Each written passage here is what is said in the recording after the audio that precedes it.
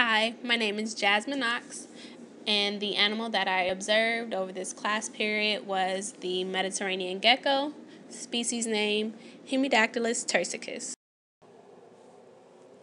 I observed the Mediterranean gecko after the hours of 9 p.m. on the exterior wall near the light outside of the apartment. After watching the gecko for several occasions, I noticed that it had long periods of inactivity. So this is the behavior that I decided to observe and to ask my proximate and ultimate questions about. The first question that came to mind is, what biological behavior elicits the long periods of inactivity? After doing some research, I found an article on thermal regulation in nocturnal animals, and the article basically stated that Mediterranean geckos have very low abilities to thermoregulate, so they do not maintain optimal energy. The optimal energy allows them to increase fitness and later use the energy for regulation or for reproduction or maintenance and survival. The long periods of inactivity allow to compensate for that inability to thermoregulate. The next question that I asked was, how did these long periods of inactivity develop? And I found another article on the selection of microhabitats by Mediterranean geckos by Stephen Williams. This article stated that the habitat was influenced by ambient light and distance to refuge.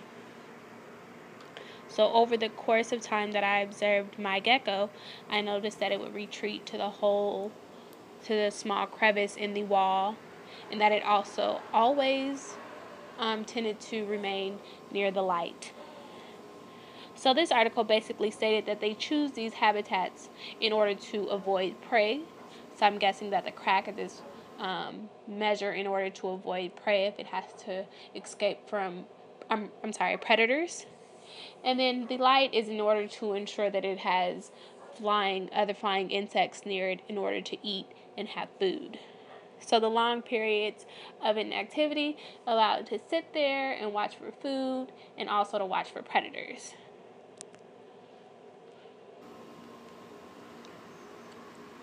So my next question is, what is the survival value of the high periods of inactivity?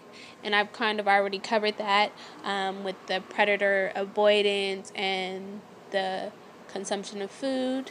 But another instance also goes back to the thermal regulation, and the long periods of inactivity allowed to conserve energy so that it has more energy to put in fitness, reproduction, maintenance, and survival. The last question that I asked is, how did this characteristic evolve? And I found another article on the founder populations of the Mediterranean gecko in southern United States. And this article basically states that the species Hemidactylus tursicus is common in the Mediterranean.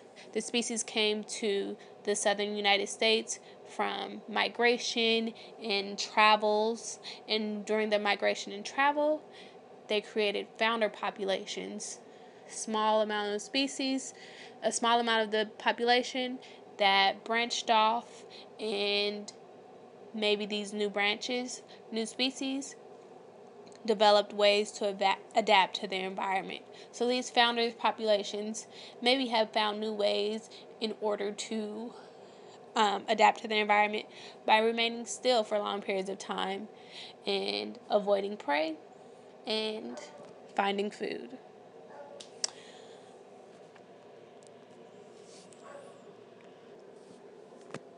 I hope you enjoy my presentation on the Mediterranean gecko and that I answered all proximate and ultimate questions about its behavior. I did have some problems with the recordings that I had that got deleted, and I had to improvise at the last minute. So I did add in some pictures that I had from previously, and then short video clips of the environment that they were found and the small area that it reached.